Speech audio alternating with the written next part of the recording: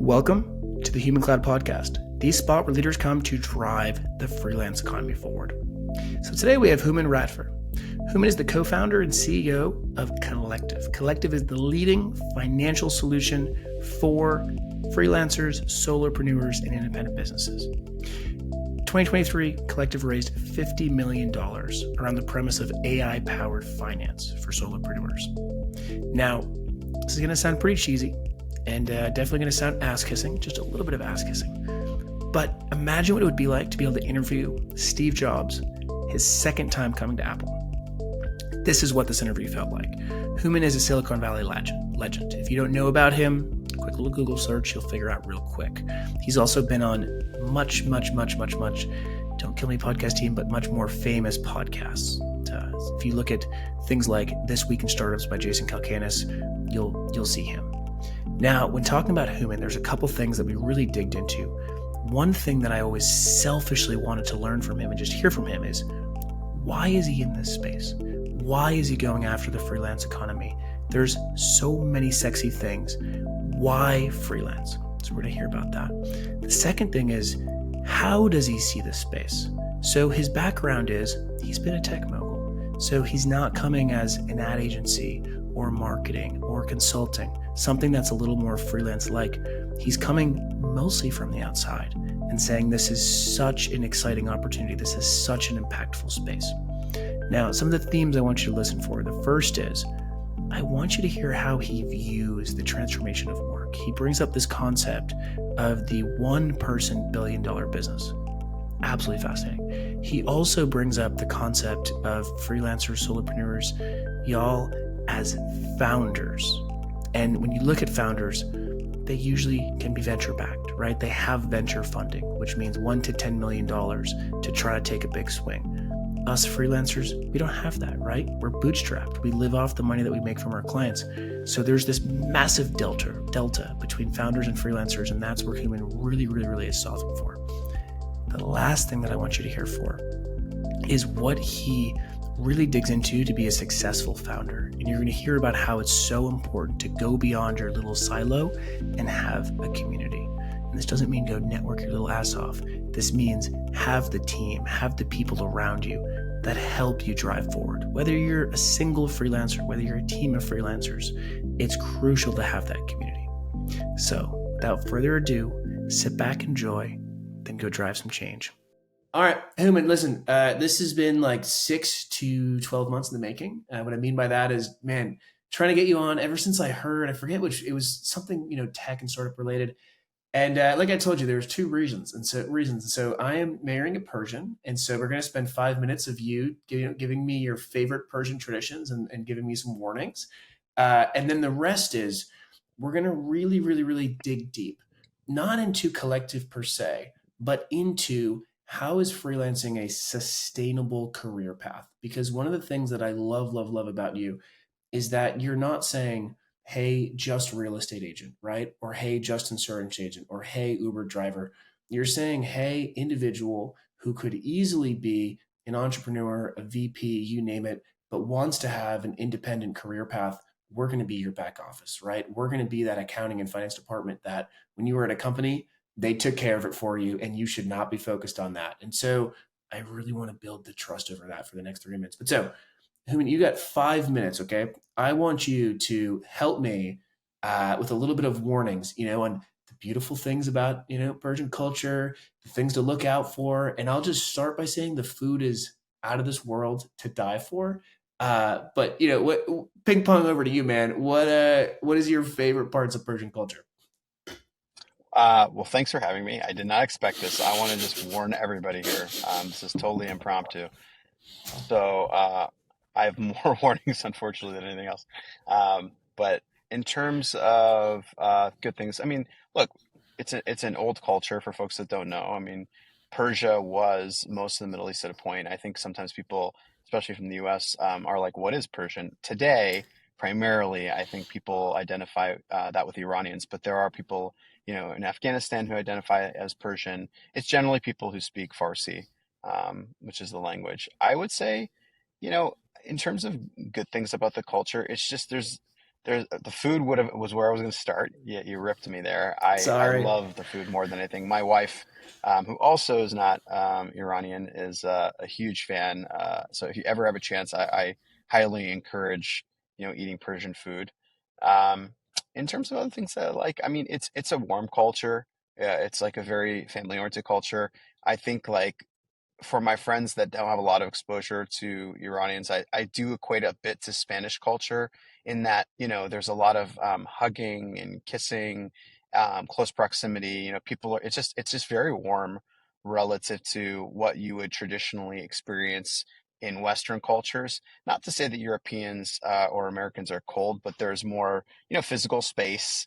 There's a way less kissing, there's way less hugging, things like that. And so you can feel the sense of belonging and comfort that I think is very unique. And I now have grown to appreciate.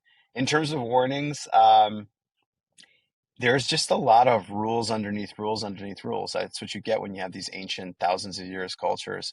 There's one word I'll teach you. I'm sure you know. It's called taruf, Yep. and so like that is basically what happens in Persian culture is whenever you ask for something, or someone says, hey, like for example, do you want food? You actually have to say no several times. Three Often times. three is the magic. There you go. He put up the three.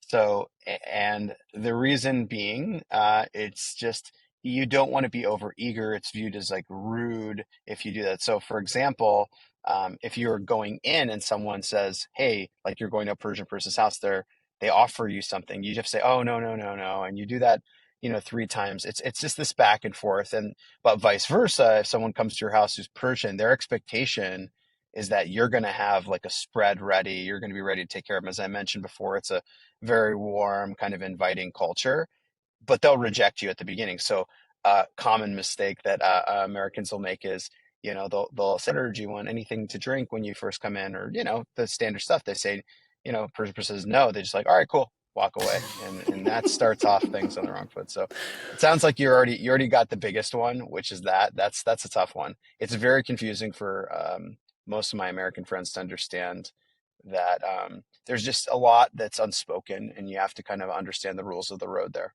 Yeah, and I think, this is going to sound so cheesy, Human, but like it does dovetail into the freelance economy where there are so many unspoken and unknown rules and everyone's on their own, right? And so you and Collective have really, really grabbed the ball of, I would say, formalizing and structuring this industry. Last thing I'll say about from a Persian perspective, man, I got really good at inshallah, mashallah, and like knowing where to plug those words. And then also haram, right? So like we dated for 3 years before we got married. So boy, did I learn a big difference of haram. And so, but listen, we're gonna dovetail into you, and I'm gonna say this, trying not to fanboy too hard. But so when it comes to, I moved to Silicon Valley in 2016, and I was that very typical. I had no technical skills. I just lived on a couch, and I said, "Hey, I'll do anything to make it in this city."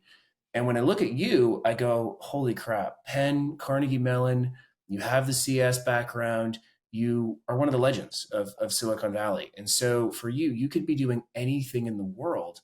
Why in the world did you care about freelance? And so I'd kind of, I'm going to give the ball over to you in terms of if you want to give a typical intro, but you really don't need to, Hooman, because if someone doesn't know you, God, just like Google search you and they'll figure it out.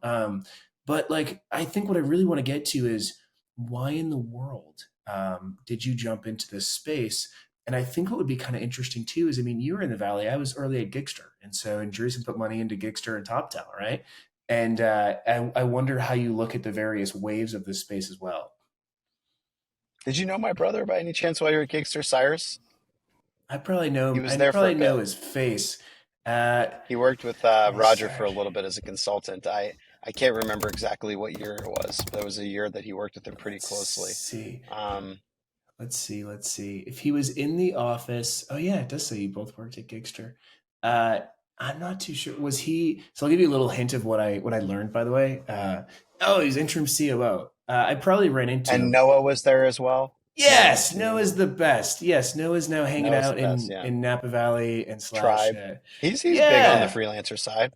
Yeah. he's crushing it. There was a little bit of like a Gigster Mafia that was starting to come out, right? Where people started working on different things. And I mean, we all believed in the vision. There's no doubt about that. And so yeah, it's a cool world, but you'll laugh. Human. One of the things that I learned was the developers took a break around 10 p.m. And so that's how I got their time was I'd have to wait till 10 p.m.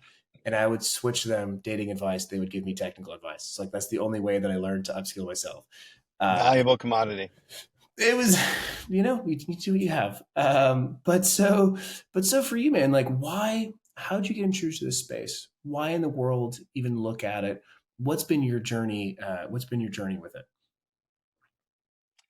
Well, I mean, look, it's a natural progression of my career. I think when you look backwards at any trajectory, it looks clear.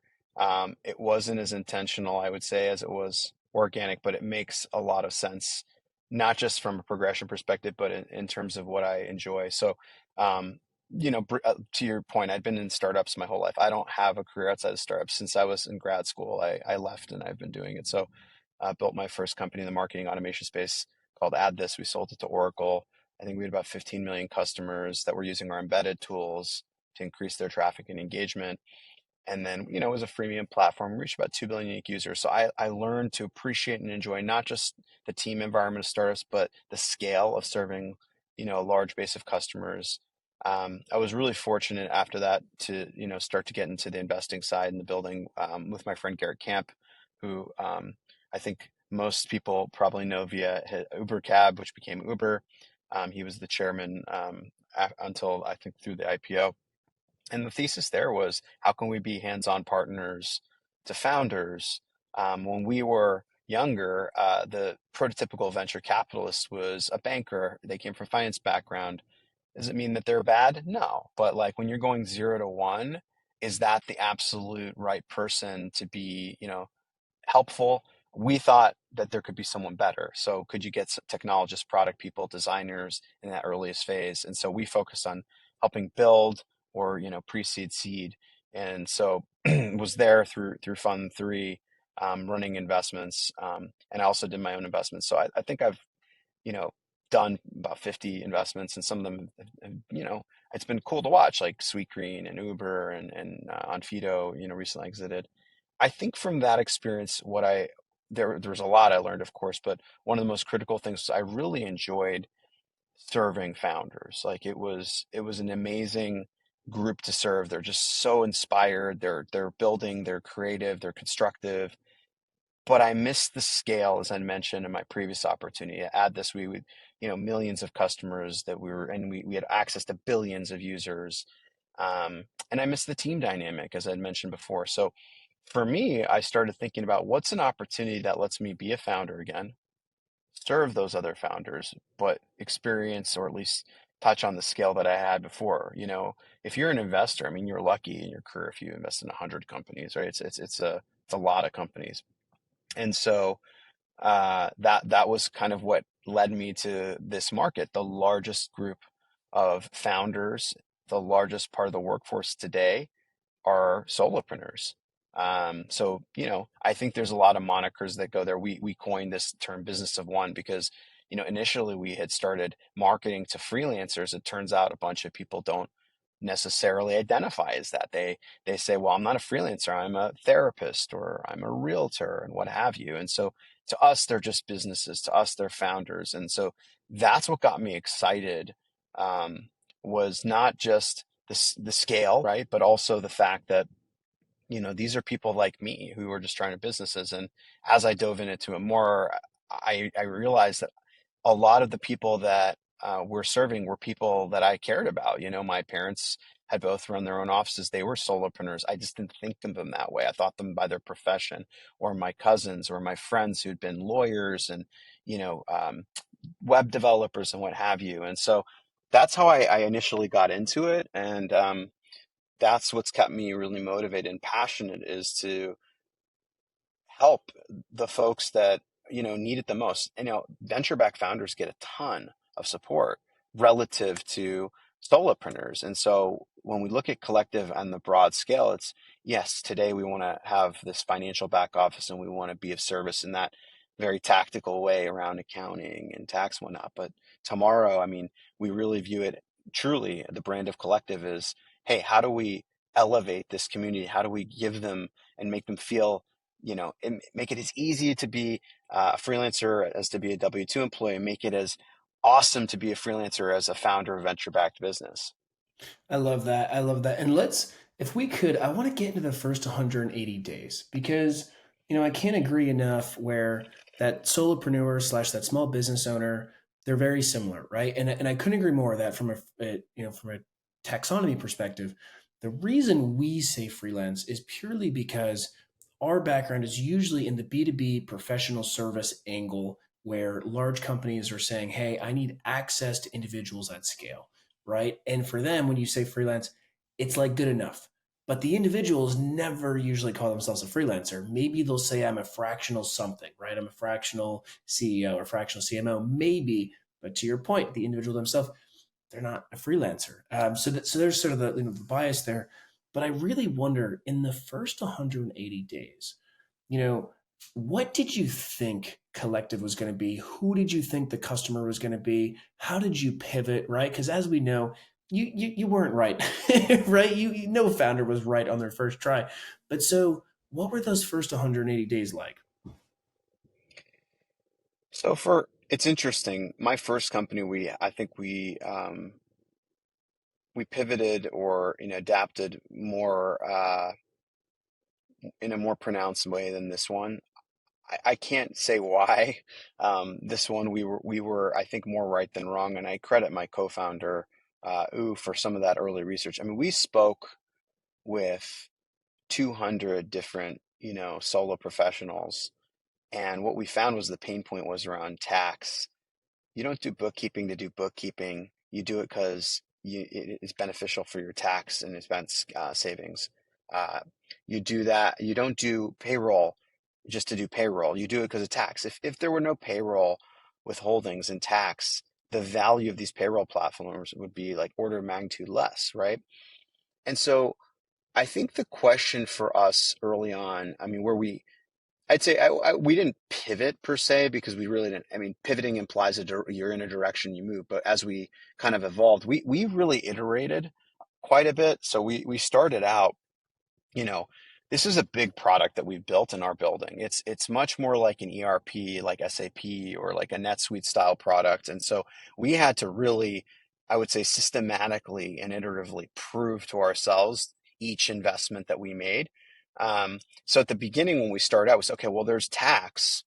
Um, what can we do to have a very pronounced and clear value proposition? There's a lot we want to do around tax. And what we figured out quickly was that if we subsegment this very large population, as I mentioned, 38% of the workforce, and we look at the 3 to 4 million people who are earning, call it over 80K in income. So that's revenue less expenses, right? You look at them and there's this tax election called an S election. And this isn't for everybody, but for most people, all things being equal, there's places where it's not as beneficial, and it's the minority in the 50 states, but you will likely save a lot of money structurally by taking this tax election.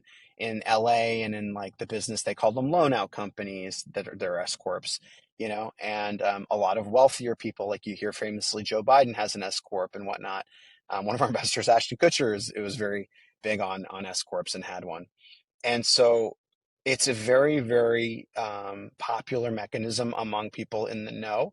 But when I started studying it with my co-founder, what we realized is it's not good enough to just take this tax election, because where the rubber hits the road is in this administration, right? And so it turns out you have to keep your books, and you have to actually payroll, because a lot of the magic of where you save money is how you administer your payroll. And that means you have a business bank and quarter. I mean, it's this huge, almost, it feels overwhelming set of things that you have to do for one person versus, what, I'm just going to go and do my invoices, send my expenses to my accountant, and just, it is what it is. But, you're talking about a material difference in savings, like 10 grand.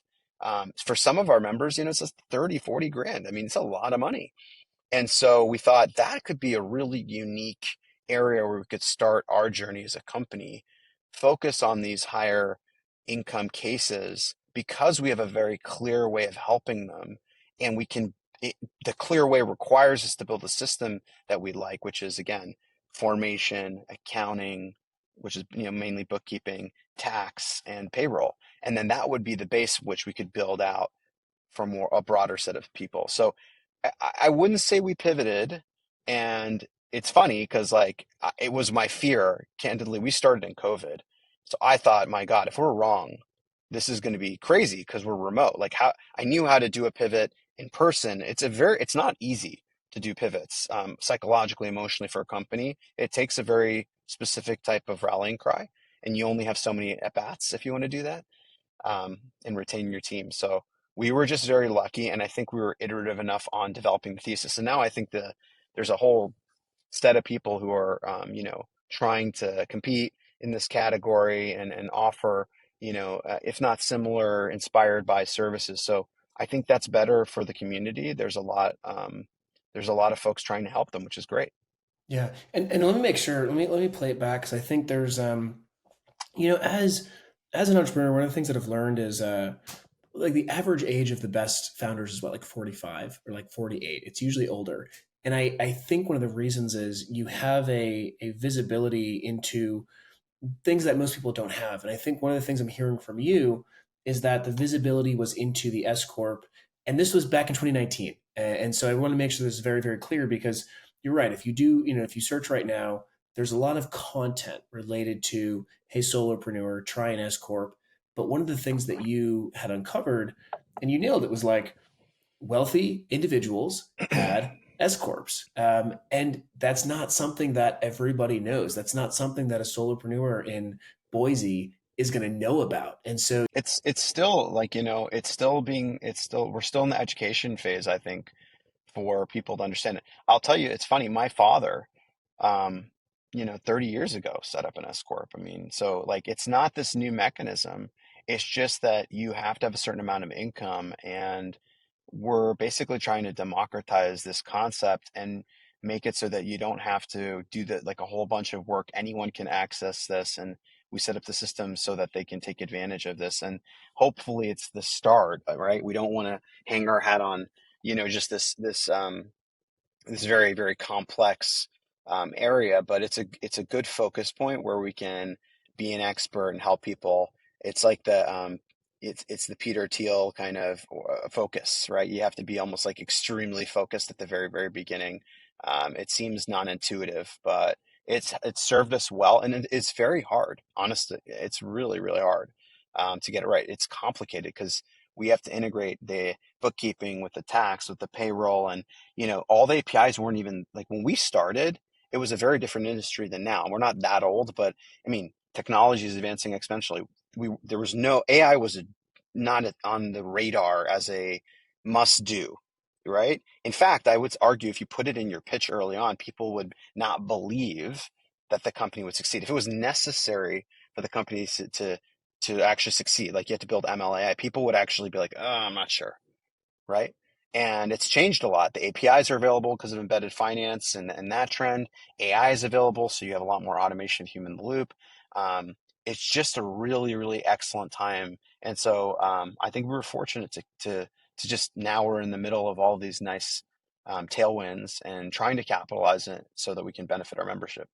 so there's two directions that we can go. One direction is going to be AI. That was on the docket. Another direction could be just diving into this 38% of the workforce, and I'll throw some other numbers like there's 4.6 million people making over $100,000 right as independent professionals right now. So one direction is let's just dive deep into these individuals, right? Let's dive deep into who they are, what they care about, what's really in their way, what are some of the commonalities, some of the similarities with them? And then second will be AI. And I'm kind of trying to skew you into the first, right? But you take your pick, Human. Do you want to just dive deep straight into 38% of the workforce? And I also do within this, I do want to dig into where you see this going because one of the big problems we do see is there's a flood of supply and there's no certifications in our space. And so all of a sudden, the number of freelancers, right, or solopreneurs does go like this to this when things are bad, but that doesn't mean that they're making money, right? But so over to you. Can we just fall in love with this 38% of the workforce? Yeah, yeah. Let's do it, man. It's your jam. I'm here to play. So, okay, who are they? Right? Let's start with that. Do you see any commonalities in terms of they sit in this industry, they sit in these professions? Um, what have you noticed from a similarities perspective? So I think what's powerful about this, and I think what people need to understand is, well, back to our earlier point, there's not really a thing that's a freelancer or even business one. This is a category that we've, I would say, somewhat arbitrarily identified, and venture capital has become enamored with because it's so large. There's this common factor that's like this one person. And so there are, I guess, psychographic commonalities. There are things from a resource perspective. There's things that we can discuss that are common. But from a professional perspective, it's pretty varied. I mean, there was obviously some professions that are larger than others, um, just by the sheer virtue of the fact that the demand is higher. Like if you were to go look at driving, truckers or drivers, that's a large industry as an example. But I mean, as we mentioned before, you have registered nurses. They're moving a lot to the 1099 marketplace model. You have therapists. You have psychiatrists. My father, who I mentioned had an S-Corp, my dad's close to retirement, but today, if he was like, going back into it, he works in telehealth. He doesn't have to go into the office if he doesn't want to. He can just people either will proactively reach out to him and he'll sign on to those labor marketplaces or he'll sign up for telehealth companies and he can just go into their platforms. He does his work, they bill for him, they do all the work and he just gets a check. Now, where's he going to put that check? And so I think that the professions are to me less interesting because think about it, again, it's 38% of the workforce. So relatively speaking, your expectation is it would be broadly and reflecting the professions that we see in the workforce, right? It's not that um, different. There's some skew obviously because it's individual. There's certain things you can't you know do, right, that as an individual, but for the most part it's indicative. I'd say though, in terms of their behaviors, in terms of what they're doing, um, that's interesting. There's a lot of like commonalities among them, right? um, they want to be independent, they want to be their own boss, and I think that there's a lot of, from like a psychological perspective, same thing as you would at a venture-backed founder. It's that marriage of like infinite hope and infinite fear, and you never know which one you're going to hit on any day. And you have to remember that most of the people don't come from professions. So, for example, you have finance professionals that are solopreneurs, but that's not the majority. If you're a web developer, if you're a marketer, you may have like a conversational knowledge of accounting and bookkeeping. You're not intimidated by the concepts from that perspective, but implementing a system that is going to be your back office, understanding how to organize and manage yourself, I think that that is summarily intimidating for everybody. And to be frank, it's intimidating for startups. I mean, I don't want to do that stuff and I know how to do it. It's you mess that stuff up, it's like you're toast. Can I throw a statement at your way, and I wonder how you take it. And so, one of the things as a good CEO and as a good founder, it's not necessarily how much you know, but how much you know that you don't need to look at. And so, what I mean by that is, I don't need to look at my accounting and bookkeeping as long as it's good, right? Because every second I spend on that is not second I can spend on growth or innovation related activities. And so, when I look at the freelance economy, or whatever the hell you want to call it. That's going to be the next question for you is what the hell do we call this? But when I look at this space, I've been in this since 2012. And one of the key themes has been usually it's individuals that are specialized experts. And they don't work with other freelancers. They're very, very like proud of I do this one individual thing. Now, one of the problems though is that they don't scale because they're so prideful of doing absolutely everything themselves. But one of the things that you've enabled and one of the fastest growing segments that we're seeing is what we're calling the executive level freelancers, just in that they're not doing everything themselves. They understand that they're going to scope the project, they're going to do exactly what a director would do, and they actually have teams of other freelancers below them, or they're embedded within the teams of the full time org. Now, you enable them because they know, since they were prior VPs or CEOs, you name it, they know that finance and bookkeeping is not something they should care about. Uh, what do you think of that? And do you see sort of this industry growing in that way where we're starting to model out a career path, but it's because now people like you have come in and made it so they don't care about, they don't have to focus on their finance and accounting? Well, I think, look, a lot of the market is characterized by, I would call it service-based business models. You're a doctor or psychiatrist or web developer, designer, marketer. You may charge on a project basis in some of those cases, but ultimately it boils back down to some sort of hourly rate that you're effectively doing. I think what you're seeing also is like there are people who are freelancers who are product based, right? Whether those products are information, right? The courses or books or what have you, or they might have physical products like sellers, or they might move to software. And so I think that what you'll see as the industry continues to evolve, in particular, as some of these core functions get taken over by services like ours, whether it's the financial back office or pieces of the front office or marketplaces, that they can be, some of these individuals can take more aggressive stances on their business model, right? I would say for now that the industry is majority dominated by traditional conservative models. But, you know, um, I did a talk at Collision a while ago, and then we talked about this idea of the billion-dollar business of one. And it dovetails back into your AI stuff that we discussed before. But if you think about the solopreneur and the founder who's running a venture-backed company, the difference in part, I mean, to kind of be reductionist, resources and cash, right? And so I, as a venture-backed founder, will, take risk because I take third-party capital and I try to apply that to create outsized rewards.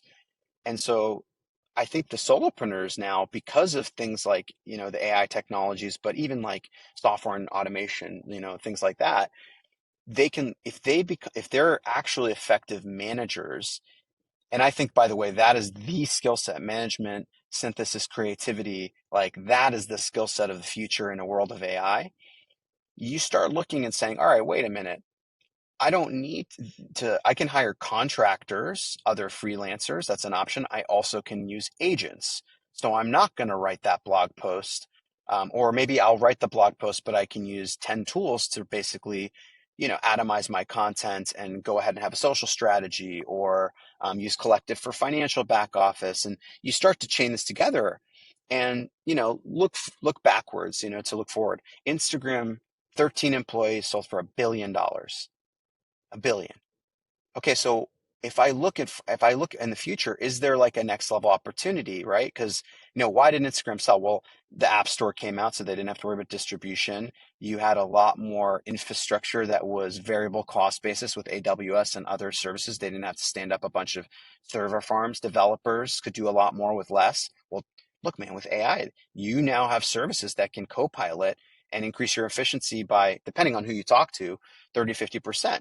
Is it feasible that we have, entirely, AI developers, right? So like I almost imagine this like, I don't know, like a developer or entrepreneur who just says, wait a minute, I can build out the next X, or I can build a really big business for myself, and I'm like effectively one person. And so I think it all dovetails together. I actually think that the AI infrastructure, the AI economy is going to bolster the freelance economy in some ways. Um, because it empowers this community to do more with less. And there will be, these many, lowercase collectives, and there are that emerge to handle, projects, and that emerge to, be, find business for each other. They are self-organizing, and that's a whole nother discussion. So I just think it's an exciting time.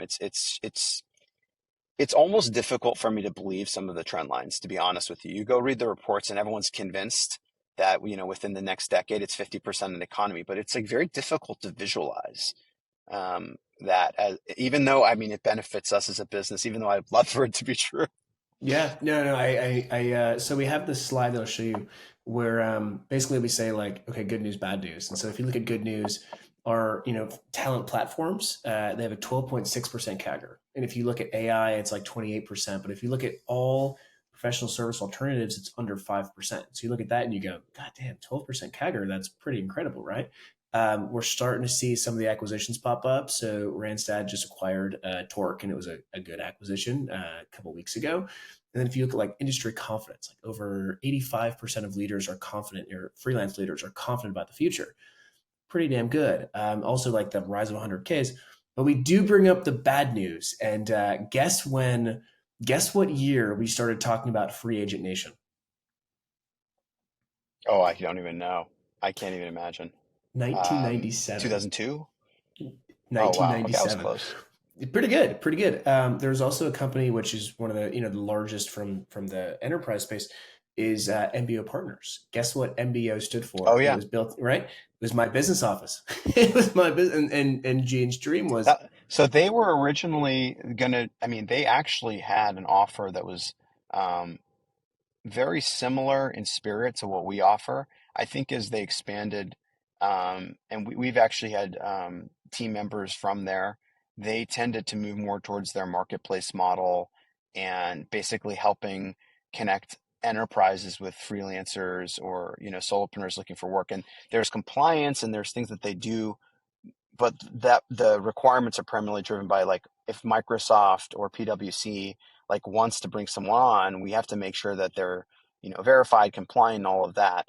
And I think you've seen that happen a number of times in this industry where people tend to move towards these business models that are more B2B, right?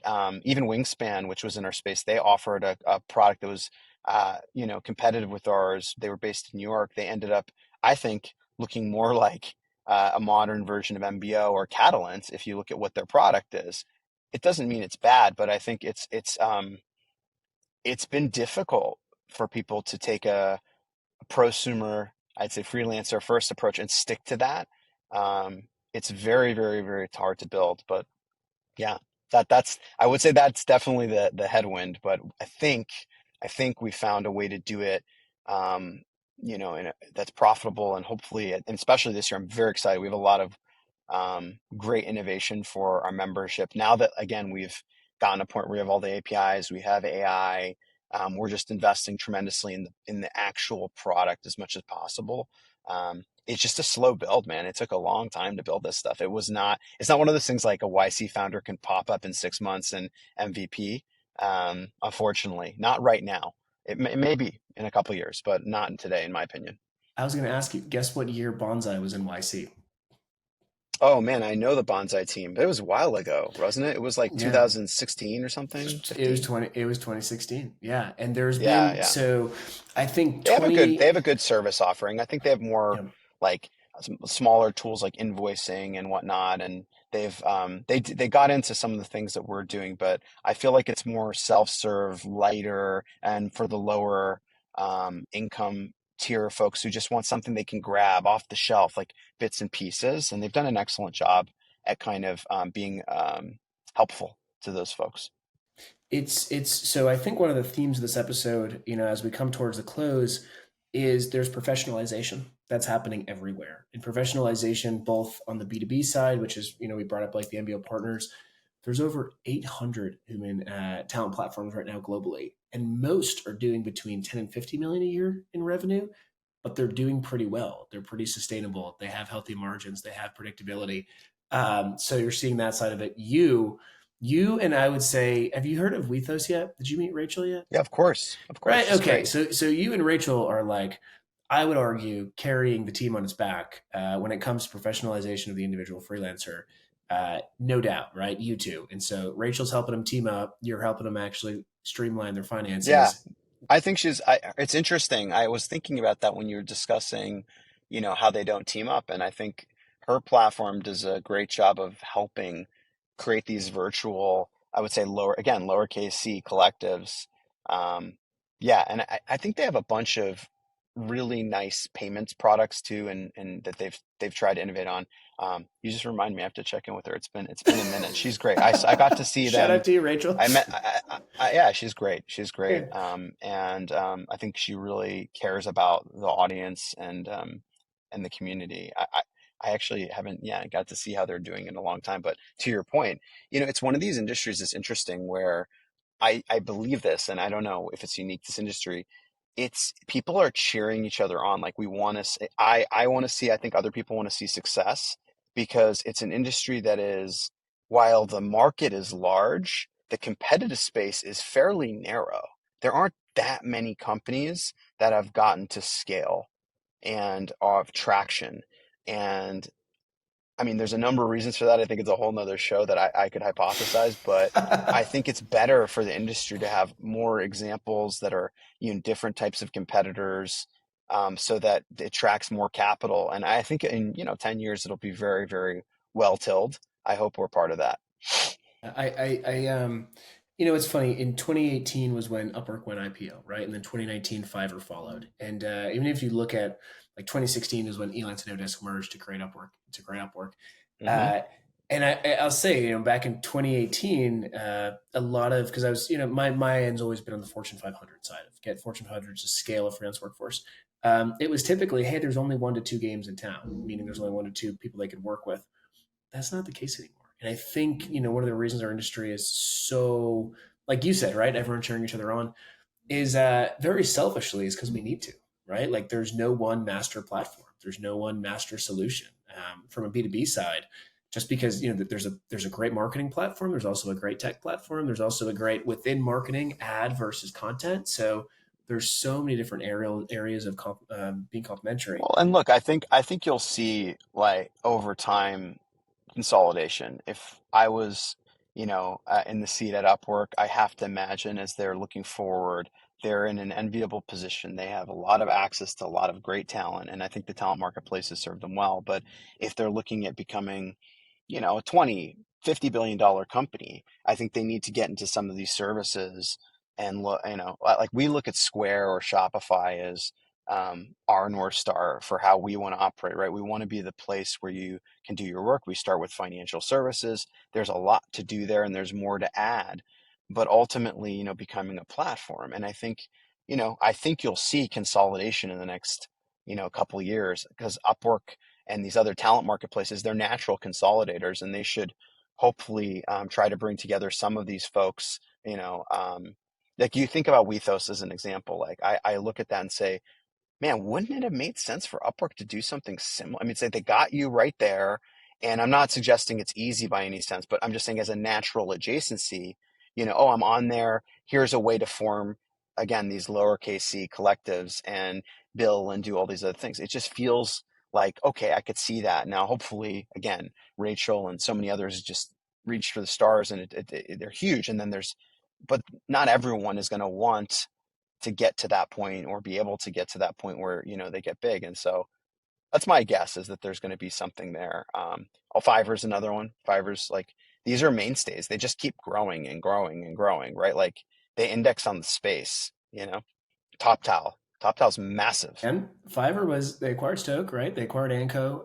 They've been the probably the best with their wallet. But I listen to him. We got 2 minutes left. I want to give you the stage, and I want you to literally you can talk directly to the freelance leader. You can talk directly to the solopreneur. I just want to give you the stage, and literally whatever the hell you want to say, you can just tell them to go get some kubi day. You can give them their order in Farsi if you want. But I just want to give you the stage. What is the thing that you want to tell our audience as we close up? I would say that my advice is while you are independent, they're really the people that are most successful as individuals are people that form strong communities around them. So you can be in the front line of your business, running point, making decisions. If you have a family, being that person to provide and enjoying that. But I think there is oftentimes confusion between this idea of being an independent business owner and not being part of a community and not having an ecosystem back to the earlier point. So what I would encourage if there's only one takeaway is make sure that you build a team and community around you. Because you can't do anything alone. That's an illusion. I can build Collective by myself. We have an amazing team that's been building the product and the service and working as hard as they can. And so if you want to be really successful, even if you want your business model to be just you or you and 2 or 3 folks, get amazing people who are advisors. Take advantage of shows like this and content out there to up level yourself. And hopefully platforms like Collective can be of service and be part of your team and take these things off of your plate as much as possible so you can focus on your value creation. So yes, enjoy the freedom, enjoy the power of being your own boss, but hopefully you can benefit from having a team behind you, having a crew behind you. Don't go it alone. That's my advice. I love it. Hooman, thank you so much for hopping on. Most important question, where can our listeners find you? I have a very, very Googleable name. So I'm Hooman Radfar, Hooman, Radfar, Radfar. I have most of my handles are at Hooman Radfar. So on Twitter and LinkedIn and all of the socials, that tends to be where I'm at. So you can find me, or I'm just my first name, Hooman, at collective.com. So would love to hear from you, would love to be of advice and of service. And, we're cheering for you at Collective, but also personally as a person who was raised by folks like you. I admire everyone tremendously who does that as a fellow founder, and wish you nothing but success. I love it. Hooman, thank you so much for hopping on. Thank you. It was fun.